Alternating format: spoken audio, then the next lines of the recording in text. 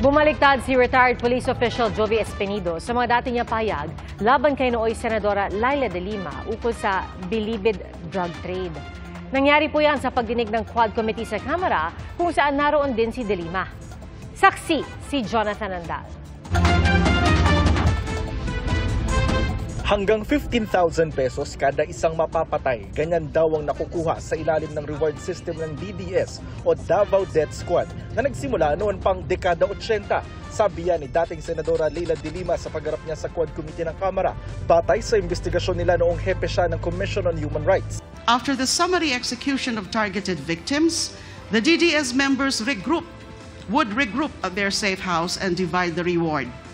During that time, MRRD sometimes personally gave out the kill orders and the reward money directly to the assassins themselves. Ang tinutukoy na MRRD, sino ay Davao City Mayor Rodrigo Duterte at ang pondo galing umano sa Intel Funds ng Office of the Mayor. Ani de Lima, ang Davao model na ito ang pinagbatayan ng drug war noong Duterte administration na isiniwalat ni dating police officer at dating PCSO General Manager Ruina Garma sa Quadcom. Sinusubukan naming makuha ang panig ni Duterte pero dati na niyang itinanggi na may reward system sa war on drugs. Sa unang pagharap ni de Lima sa Quadcom, nabanggit niya ang nakaraang pagharap niya sa mga House hearing noong 2016. I attend this hearing with a deep sense of irony. Kinundin ako yung drug war ni Duterte. At nagmakaawa pa po ako na tigilan na ito. Ngunit sa kasawiang palad, wala pong nakinig sa akin. Lalo na may mga mayorya po tayo ng mga senador at congressman. Nakaharap ni de Lima kanina si retired Police Colonel Jovi Espinido na dating nagdiin sa kanya. Gaya ng isa pang nagdiin kay de Lima na si Kerwin Espinosa, bumaligtad si Espinido. Are you retracting all the testimonies that you gave against Senator de Lima during that Senate investigation? Yes, Your Honor. There's also a testimony coming from Kerwin Espinosa that you and him were instructed to talk with each other to make sure that your testimonies against Senator de Lima is consistent. Do you confirm this? Yes or no? I confirm. Naunang sinabi ni Espinosa na si Senator Bato de la Rosa ang nag-utos sa kanyang idiin si de Lima sa bilibid drug trade. Bagay na itinanggi ni de la Rosa, sabay gate na sinungaling si Espinosa. Wala pang bagong pahayag ang senador. Imbitado rin sa Quadcom hearing si dating Pangulong Duterte, pero nagsabi siya kahapon na hindi siya makakapunta dahil masama ang pakiramdam. Ang ilang kongresista gusto ng medical certificate bilang patunay.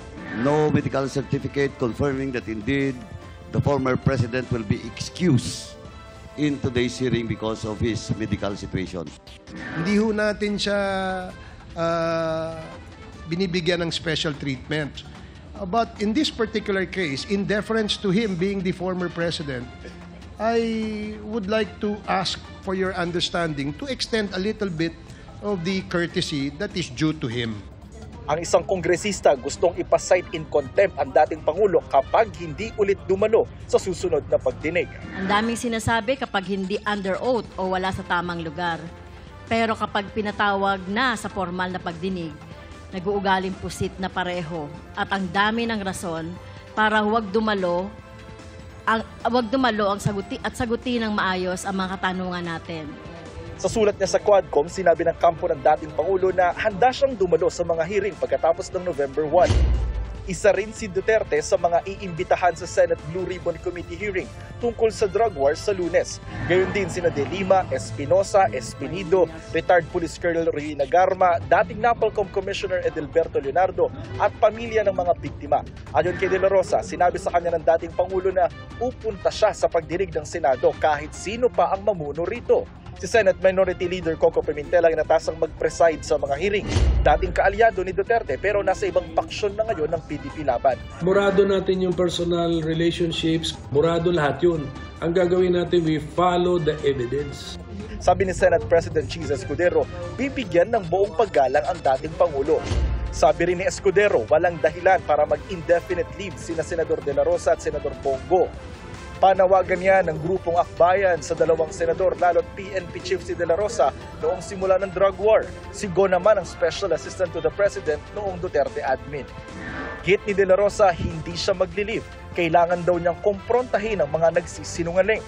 Sinisika pa ng GMA Integrated News na kunin ang panig ni Go. Sabi naman ni Pimentel, hindi makaapekto sa kredibilidad ng investigasyon kahit naroon sina De La Rosa at Go.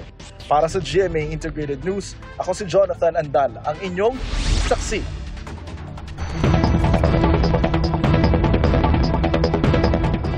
Mga kapuso, una po ito sa saksi.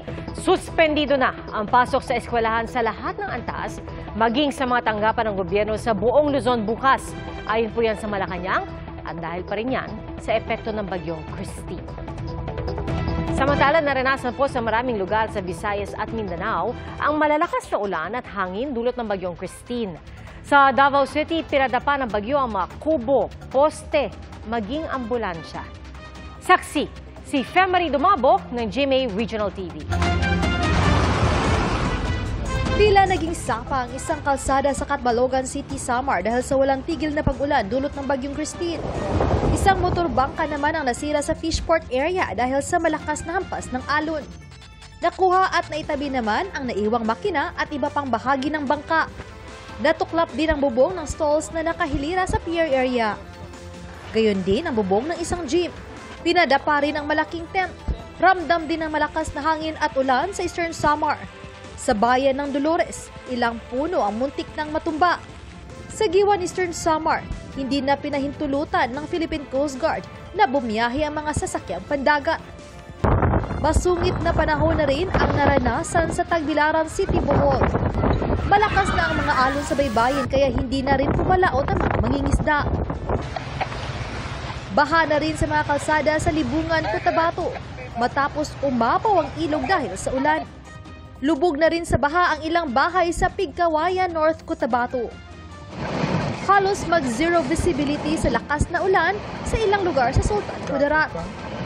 Nagdeklara na ng class suspension sa buong probinsya. Binayo ng malalakas na hangin at ulan ang ilang barangay sa Davao City. Kaya ang ilang kubo natuklap ang bubong. Maging ang mga gamit sa kusina, linipad na. Kusog kayo, sir. Hasta yung kusugan. Anak lang dyan siya pinalive, sir. Nya, moto na, nidagan na nga kung ugangan, na-slide siya diha. Nidagan pa doong diri, sir. Nadagma dyan siya. Pinadapa rin ng hangin ng ilang struktura kabilang ang bunkhouse na ito ng construction workers. Maging ang poste ng kuryente na itumba rin ng hangin papunta sa highway. Isang ambulansya naman ng LGU ng Davao ang nadisgrasya base sa investigasyon. Nag-swerve umano ang ambulansya sa outer lane ng highway dahil sa dulas ng daan. Nasa maayos na kondisyon naman ang ambulance driver. Para sa GMA Integrated News, ako si Femari Dumabok ng GMA Regional TV. Ang inyong saksi! Lalo pa pong lumakas ang bagyong Christine habang patuloy na lumalapit sa Luzon. Nasa ilalim na ng wind signals ang halos buong Luzon. Pati na rin ang Eastern Visayas at ilang bahagi ng Caraga Region. Patuloy na umantabay po sa ilalabas na bulletin ng Pag-asa sa mga susunod na oras. Nakataas po ang storm surge warning sa ilang lugar, kabilang na po sa Babuyan Group of Islands at mga lalawigan ng Cagayan, Isabela, Aurora at Quezon. Pati na sa Ilocos Norte, Ilocos Sur, La Union, Pangasinan, Zambales, Bataan, Catanduanes at Camarines Sur.